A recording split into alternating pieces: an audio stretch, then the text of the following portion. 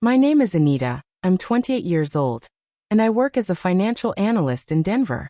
Last month during Sunday dinner at my parents' house, I saw something on my mother's phone that made my blood run cold. She had left it unlocked on the kitchen counter, and there it was, a text message to my father saying, "Jake's moving truck is booked for when she leaves. She'll never know until it's too late." My unemployed brother was about to steal my home, and my parents were helping him do it. Before we dive into this shocking betrayal, I'd love to know where you're watching from today. Are you someone who's dealt with toxic family members trying to take advantage of you? Hit that like button if you believe family doesn't give anyone the right to steal from you. And don't forget to subscribe for more stories about standing up to manipulation. Trust me, what I discovered next about my parents' elaborate scheme will leave you speechless. Let's expose every detail of their plan and how I turned the tables on them. Growing up in our family meant watching my older brother Jake get everything while I worked for scraps of attention. I bought my house at 26 after years of grinding through college with 2 jobs, saving every penny, never asking my parents for a dime. Meanwhile, Jake, now 31, dropped out of college after 1 semester, and our parents called it finding himself.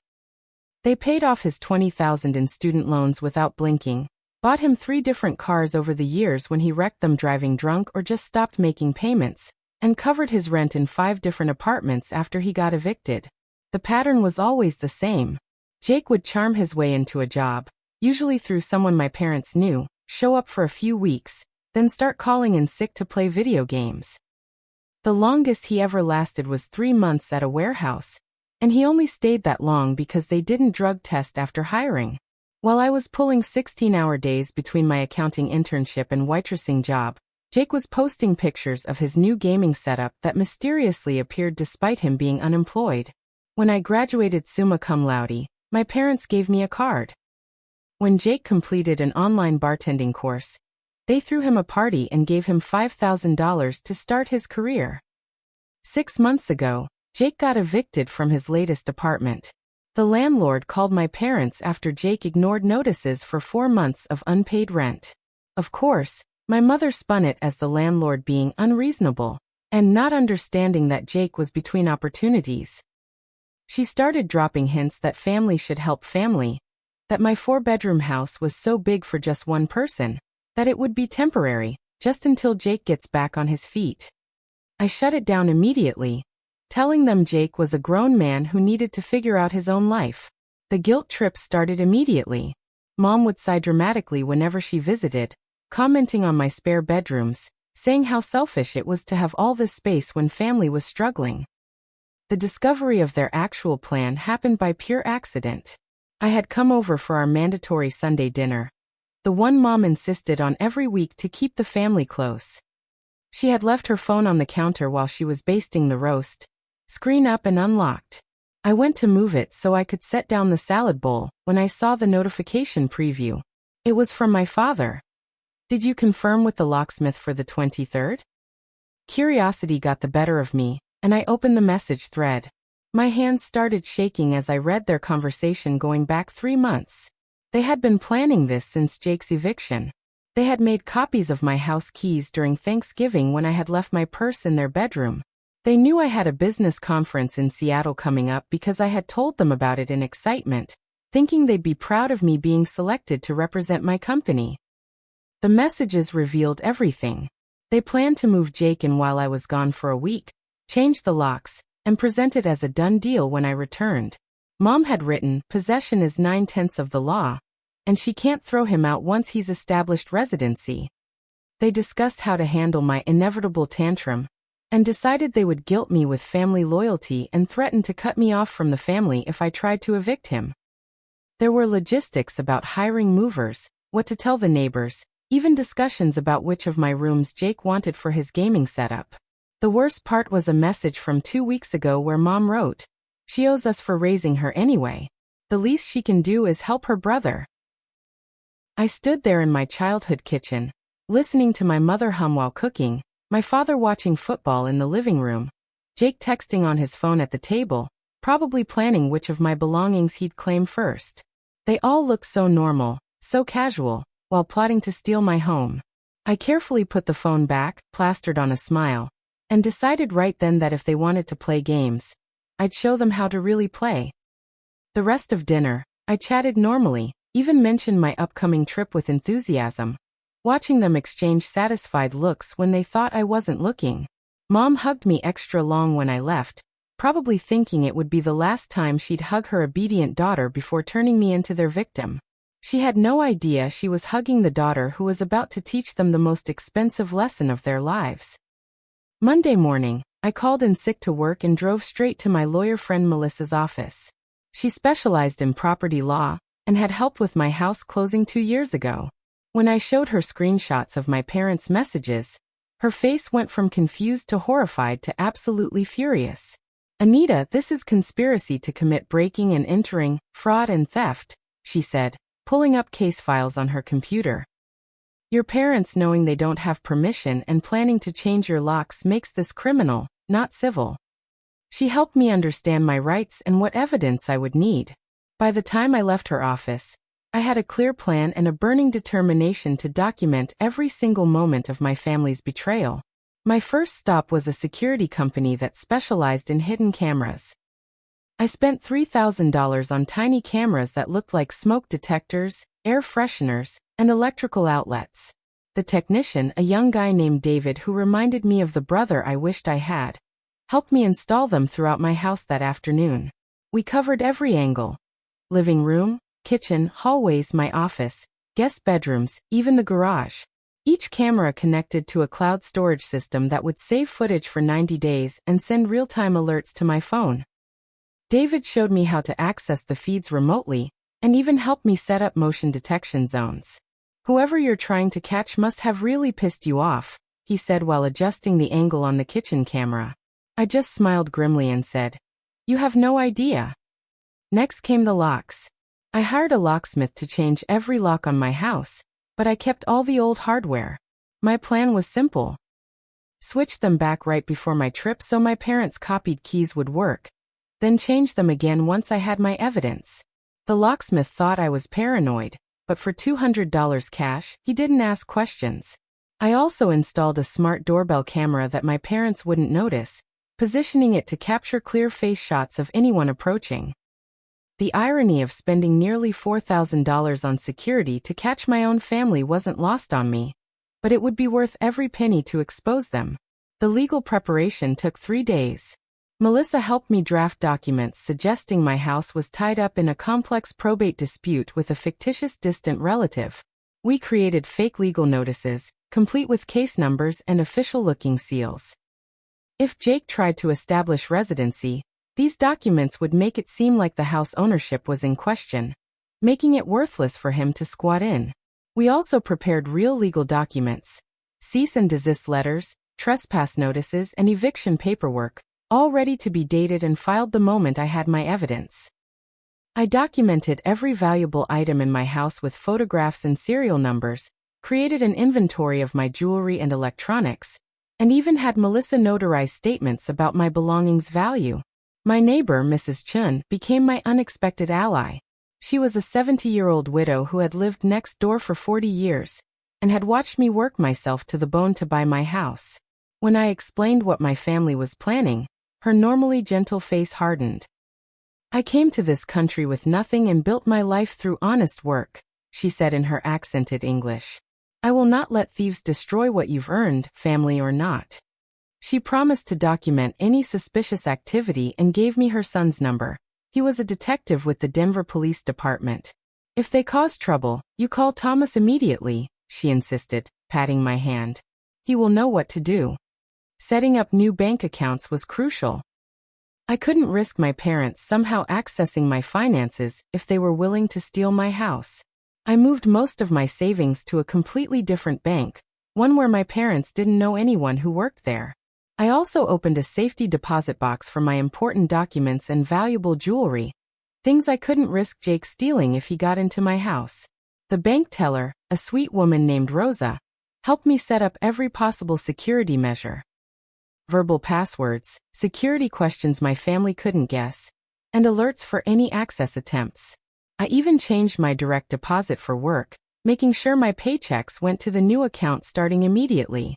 The hardest part was pretending everything was normal. I showed up for Sunday dinner like clockwork, bringing Mom's favorite dessert from the bakery she loved. I listened to Jake complain about how unfair life was, how no one would give him a chance, how he just needed a break. Maybe something will turn up soon, Mom would say, shooting Dad meaningful looks. I played my part perfectly, even mentioning how excited I was about the Seattle conference, how I'd be presenting to potential clients, how this could mean a promotion. A whole week away, I said, watching them try to hide their excitement. I'm leaving early Monday morning, and won't be back until Sunday night. I just hope the house is okay while I'm gone. Dad assured me everything would be fine, that they'd keep an eye on things. I thanked him with a hug, feeling him pat my back while planning to rob me blind. On the morning of Monday the 23rd, I made a production of leaving for my trip.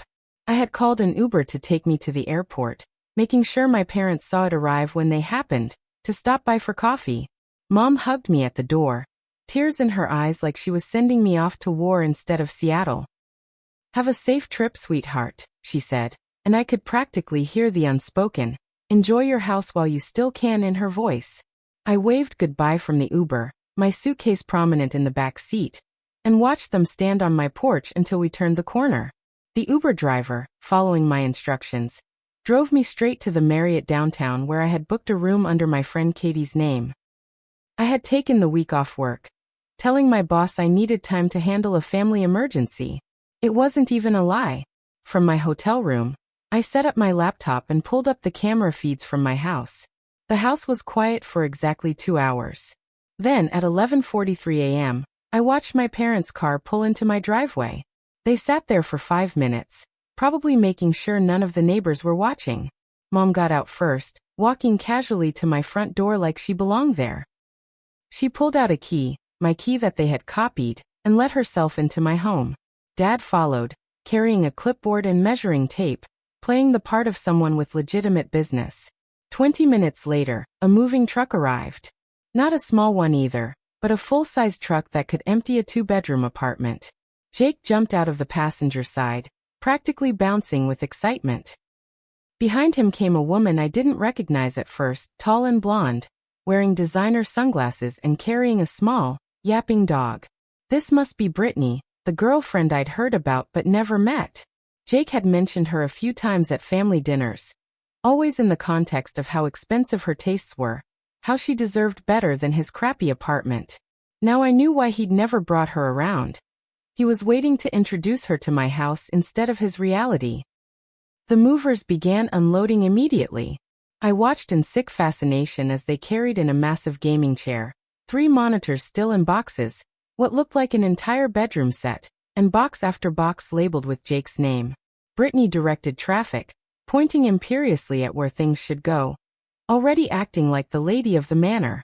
She had the movers put Jake's bedroom set in my master bedroom, the one I had spent months decorating exactly how I wanted.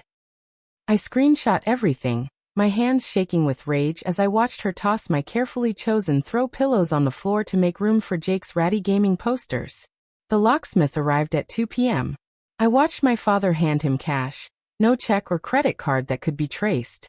The man worked quickly, replacing my locks with new ones while Mom stood guard, pretending to water my plants on the porch.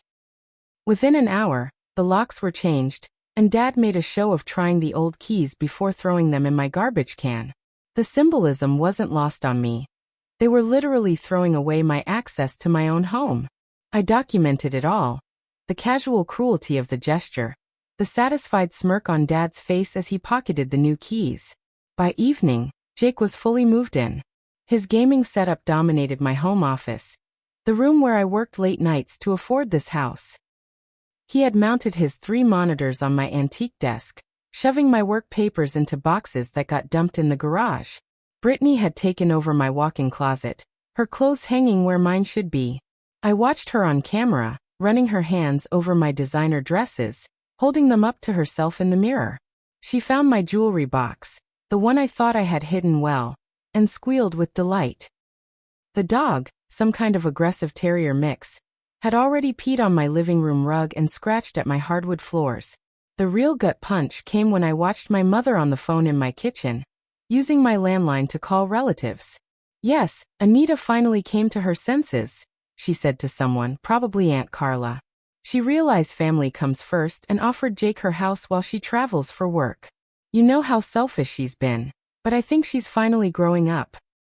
The lies flowed so easily, painting me as someone who had voluntarily given up my home. She called at least 6 relatives, spreading the same story, creating a narrative where I was the good daughter finally doing her duty.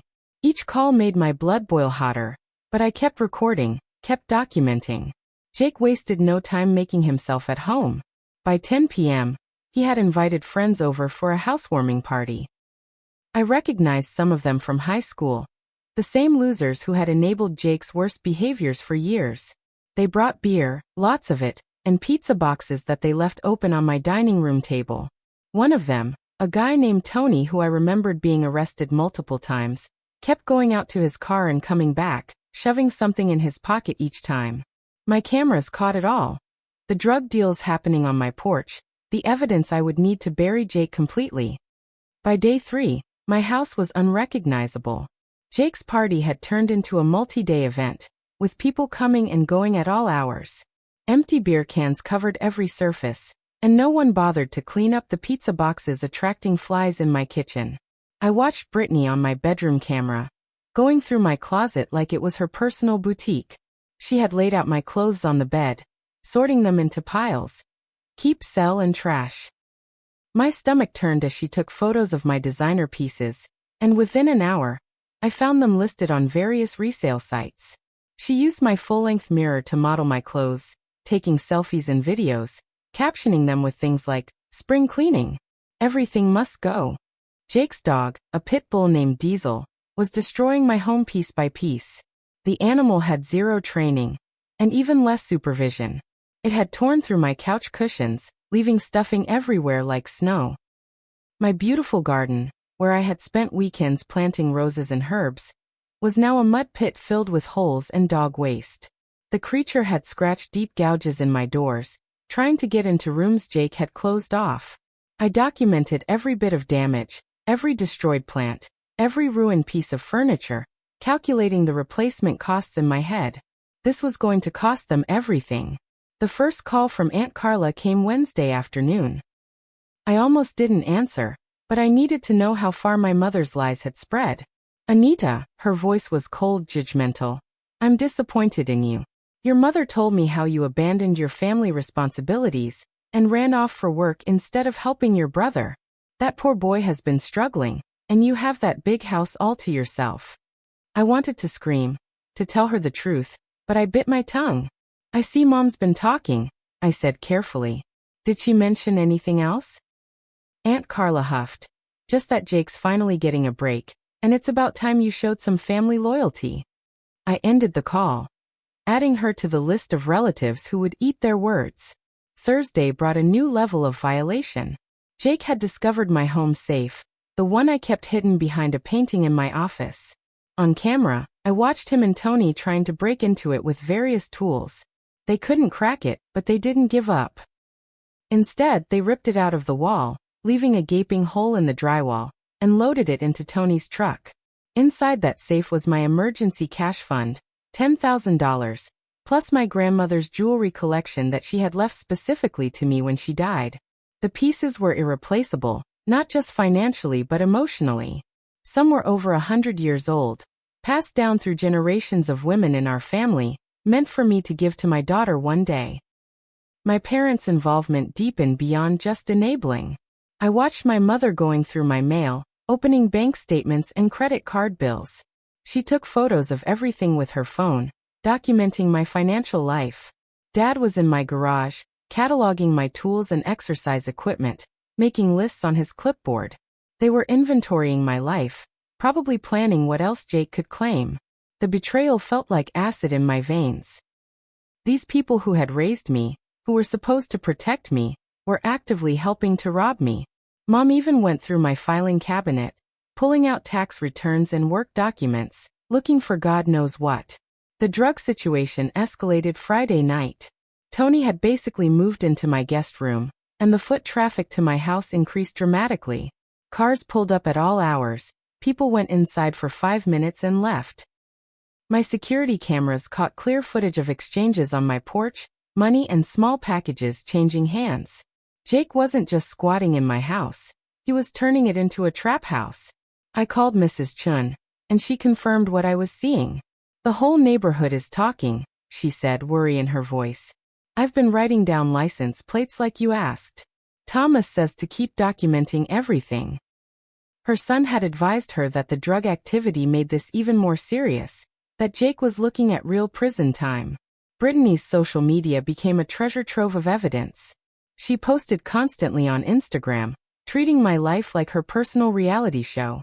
Videos of her trying on my clothes, photos of her lounging in my bathtub with wine, stories mocking my basic, decorating style while she threw my carefully chosen artwork in the garbage. One post particularly enraged me. A photo of my grandmother's pearl necklace around her neck with the caption "Vintage Vibes." She was wearing my dead grandmother's necklace while calling me basic. The audacity was breathtaking. Every post was screenshot, saved, backed up in multiple places for the lawsuit that was coming. Saturday morning brought the neighbors' complaints. Mr. Williams from across the street texted me, thinking I was home. "Anita, I don't know what's going on, but the noise and traffic are out of control. If this doesn't stop, I'm calling the police." Others followed suit. The HOA president emailed about violations. Too many vehicles, noise complaints, and concerns about illegal activity. My professional reputation in the neighborhood was being destroyed. These were people who respected me, who knew how hard I worked for my home, and now they thought I was running a drug den.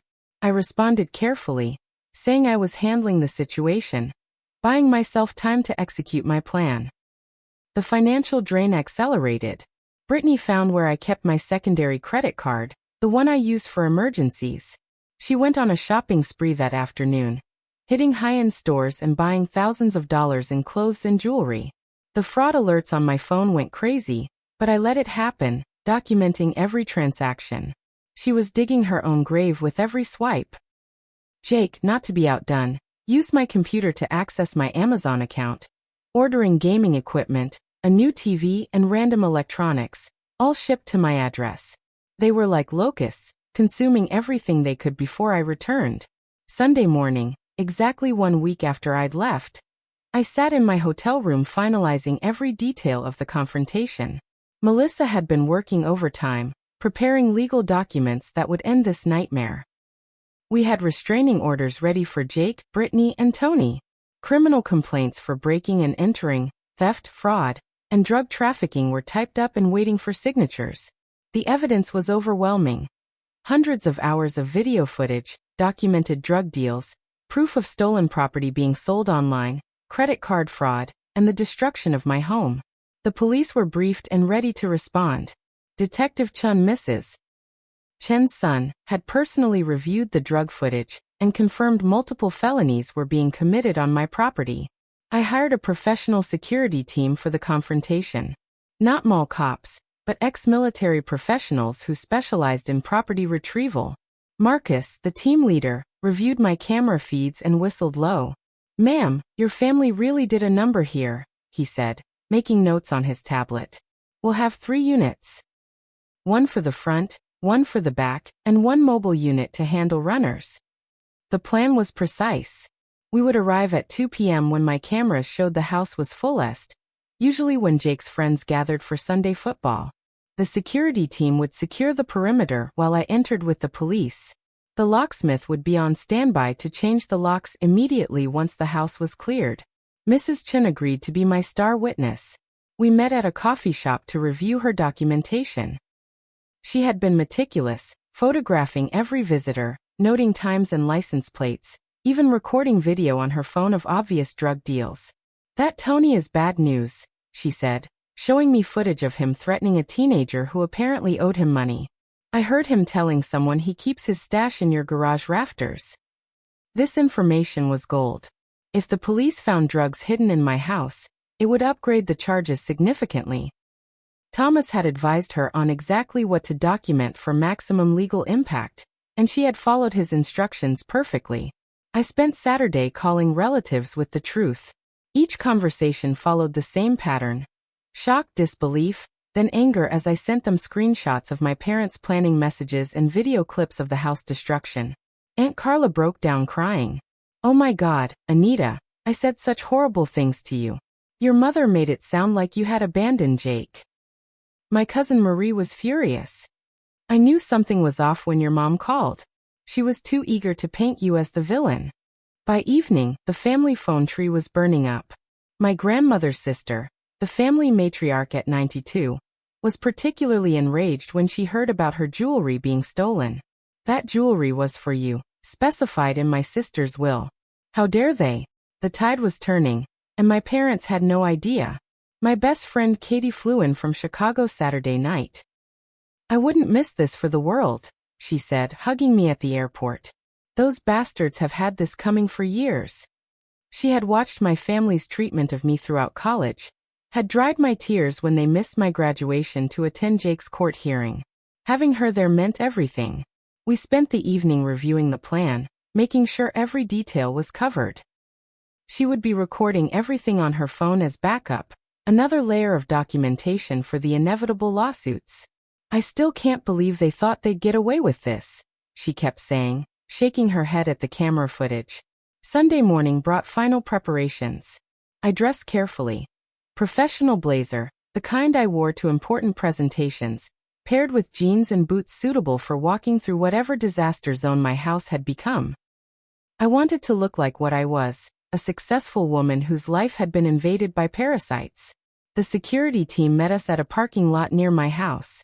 Detective Chun was there with 2 patrol units, reviewing the warrant they had obtained based on the drug evidence. "Once we find the drugs Tony hid, this becomes our scene," he explained. "Everyone in the house will be detained and searched." The plan was for security to go in first, then police, then me. I would stay safe while they cleared the house of threats.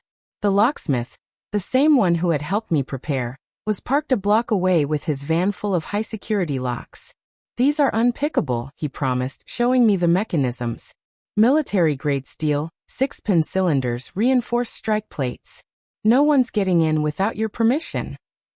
He had also brought security bars for the windows and additional deadbolts for all entrances. My house would be a fortress when he was done.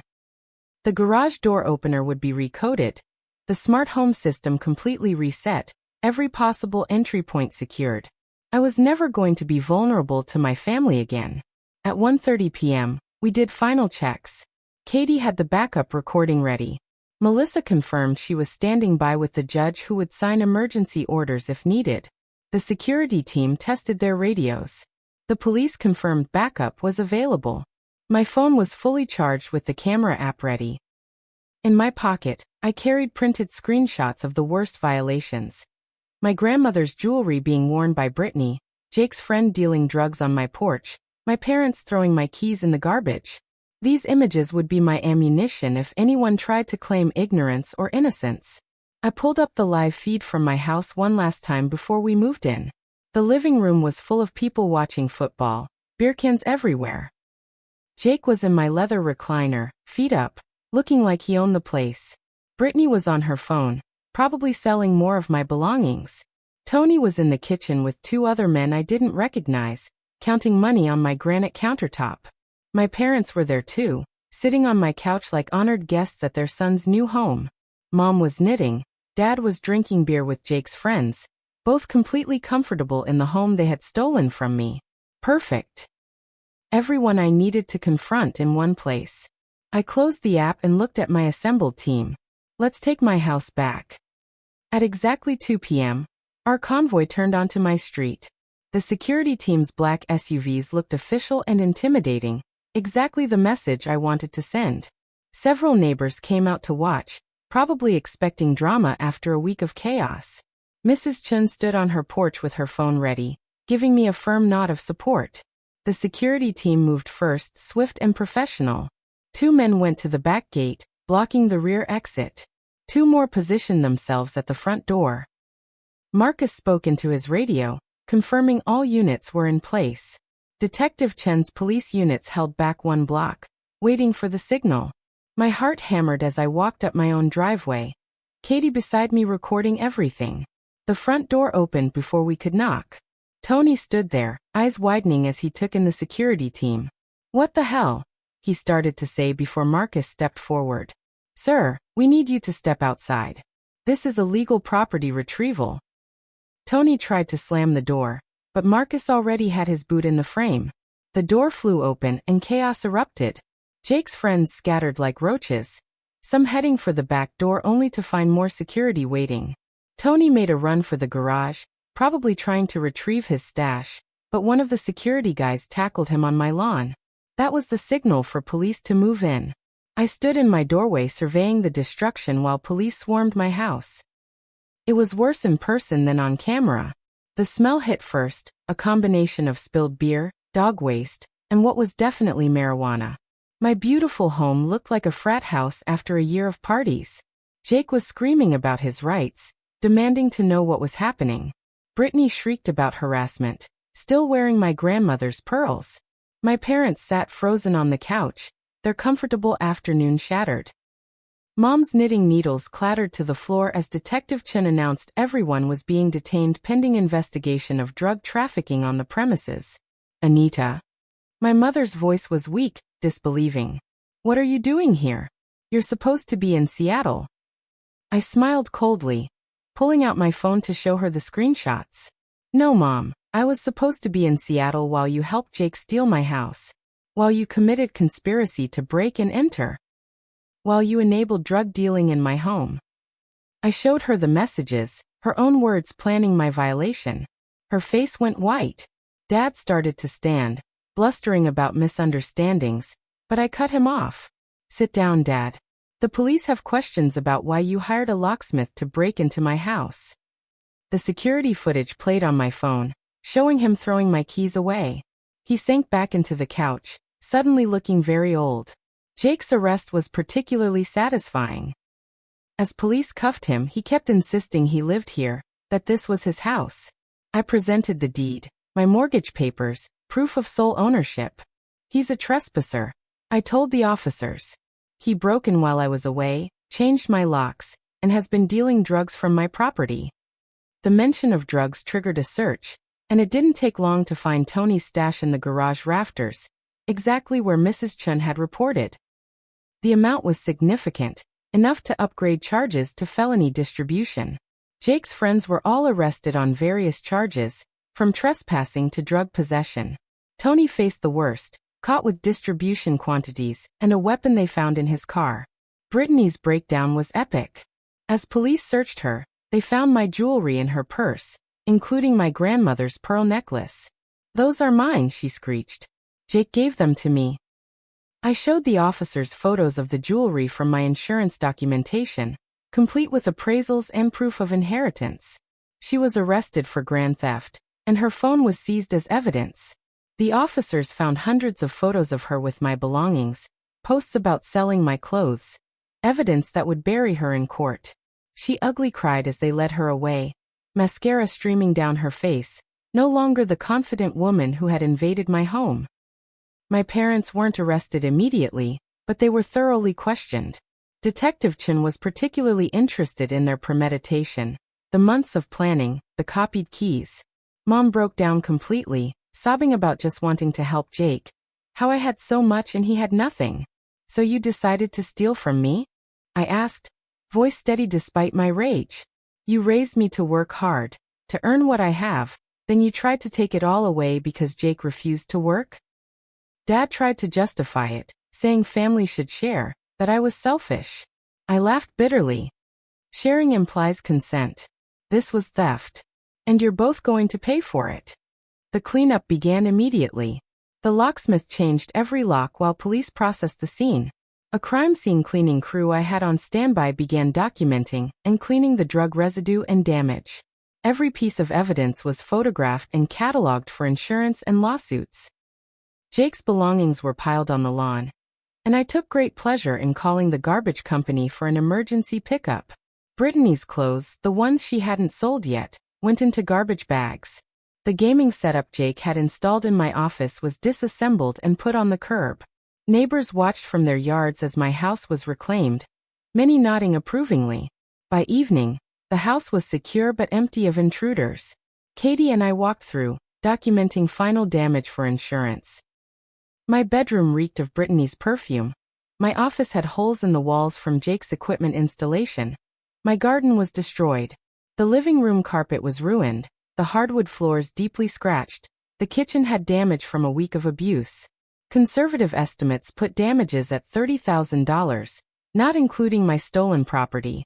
I sat on my vandalized couch and finally let myself cry. Not from sadness but from pure rage and relief. It was over, but the real consequences were just beginning for my family. Monday's legal proceedings were swift. Jake was charged with breaking and entering, criminal trespass, theft, vandalism, and conspiracy to distribute drugs. His bail was set at $50,000, which my parents couldn't afford without putting up their house. Brittany faced charges of grand theft, fraud, and receiving stolen property. Her bail was $25,000, and her parents refused to pay it after learning what she'd done. Tony got the worst of it. Distribution charges, conspiracy charges, and weapons charges from the gun in his car. He was looking at serious federal time. All three would remain in jail awaiting trial. The civil lawsuit I filed against my parents was comprehensive. Melissa had crafted a beautiful document detailing conspiracy, emotional distress, property damage, and defamation. We sued for actual damages plus punitive damages for the deliberate nature of their actions. Their homeowner's insurance dropped them immediately upon learning they had committed crimes. Dad's employer launched an investigation after the arrest report became public, putting his 20-year career in jeopardy. Mom's church congregation learned about her lies through the gossip network, and she was asked to step down from her position on the women's ministry board. Their social standing crumbled overnight. The extended family fallout was intense. Once relatives saw the evidence, the security footage, the planning messages, they turned on my parents completely. Aunt Carla was particularly vocal, furious about being manipulated into attacking me. She called my parents directly, and I could hear her screaming through the phone about their disgusting betrayal of a good daughter. My grandmother's elderly sister threatened to have my parents removed from her will entirely if they didn't make full restitution for the stolen jewelry. The family reunion that summer would definitely be missing 3 members, as my parents and Jake were formally uninvited by the hosting committee. 3 months after the confrontation, I sat in my therapist's office working through the trauma of my family's betrayal. Dr. Martinez had helped me understand that grieving the family I thought I had was normal, that feeling guilty about their consequences wasn't my burden to carry. They made choices, she reminded me repeatedly. Every step required them to choose cruelty over love, theft over respect. You simply refused to be their victim. The therapy was hard but necessary. I had spent 28 years in a toxic family dynamic, always being the responsible one while watching Jake be enabled. Learning to set boundaries without guilt was a process, but I was getting stronger every week. My house had been restored beyond its original beauty.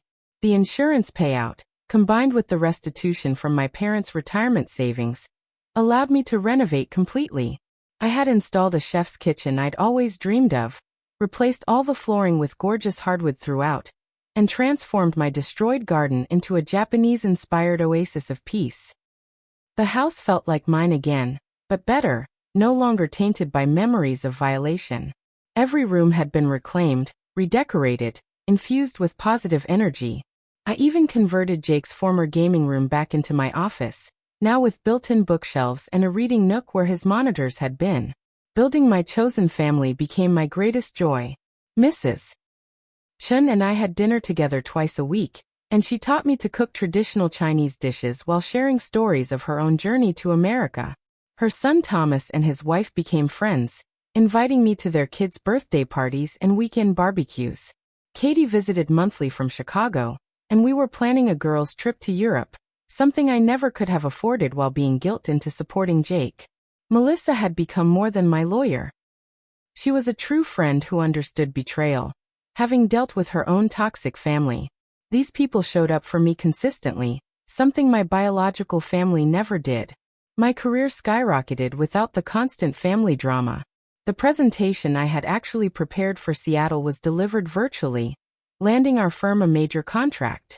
My boss, impressed by my handling of the family crisis while maintaining professionalism, promoted me to senior analyst with a 40% raise. I was heading a team now, mentoring younger employees, building the kind of supportive environment I had craved. The financial security felt incredible, especially knowing it was mine alone, earned through my work, not something anyone could take away. I even started investing in real estate, buying a rental property that would secure my future further. Romance came unexpectedly in the form of Ryan, Thomas Chen's partner on the force. We met at a neighborhood watch meeting I attended to apologize for the chaos my family had caused. He was kind, stable, and understood boundaries because he'd dealt with toxic family members too. Our first date was coffee that turned into a 6-hour conversation about everything from family trauma to favorite books. He never pushed for more than I was ready to give, respected my need for security, and understood why I had trust issues.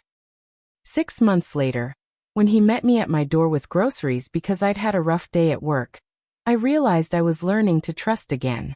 Starting my blog about toxic family dynamics became therapeutic and helpful to others. No blood obligation, grew from my need to process what happened into a resource for others dealing with family abuse. I shared my story, the security footage, with faces blurred, the legal documents, creating a roadmap for others to protect themselves. The response was overwhelming. Hundreds of emails poured in from people dealing with similar situations, thanking me for showing them it was okay to choose self-preservation over toxic loyalty. Some shared their own escape stories, others asked for advice. I partnered with a domestic abuse organization to provide resources, turning my pain into purpose. The legal consequences for my family continued mounting. Jake was convicted on multiple counts and sentenced to 5 years in prison, eligible for parole in 3. His criminal record meant he'd never hold a decent job. The very fate my parents had enabled him to avoid facing naturally. Brittany got 18 months and had to pay full restitution for everything she stole and sold. Her influencer dreams were dead. No brand wanted association with a convicted thief. Tony got 8 years federal time for the drug charges. My parents escaped jail but faced financial ruin. After paying my lawsuit settlement, their retirement was gone. Dad lost his job after 20 years when the company learned about the criminal conspiracy. Mom worked as a grocery store cashier, a humbling fall from her position as a respected church leader. I received a letter from Jake 6 months into his sentence. It was full of blame, accusations that I had ruined his life, that family should forgive. I didn't respond. A month later, Mom sent a letter begging for forgiveness, saying she just wanted her daughter back. I drafted a response with my therapist's help. Forgiveness doesn't mean reconciliation. I forgive you for my own peace, but I will never trust you again. Please respect my boundary and don't contact me. Dad never wrote, too proud to apologize even after losing everything. The extended family updated me occasionally. My parents had moved to a small apartment. Jake would be homeless upon release, and they were all estranged from each other, blaming one another for how things turned out. 1 year after the confrontation, I hosted Thanksgiving at my restored home. The dining room table was full, but not with blood relatives. Mrs. Chun carved the turkey while regaling us with stories. Katie and her new girlfriend laughed at Thomas's jokes. Ryan held my hand under the table, squeezing gently when emotion overwhelmed me. Melissa and her husband brought their new baby, who I was honored to be named godmother to. My chosen family filled my home with actual love, not obligation or manipulation. As I looked around the table, I felt profound gratitude. These people chose to be here, chose to love me, chose to show up consistently. That night, after everyone left, I stood in my kitchen thinking about family. Blood had meant nothing when my parents chose to betray me. Their definition of family was about taking, using, enabling destruction. Real family, I had learned, was about respect, boundaries, and mutual support. It was Mrs. Chun checking on me daily, Katie flying in to support me, Melissa fighting for my rights, Ryan understanding my triggers. Family was chosen through actions, not assigned by birth. My parents had taught me one valuable lesson through their betrayal: that I deserved better than what they offered, and I had the strength to build it myself. The blog post I wrote that night went viral. Family isn't about blood. It's about who shows up for you when the world falls apart.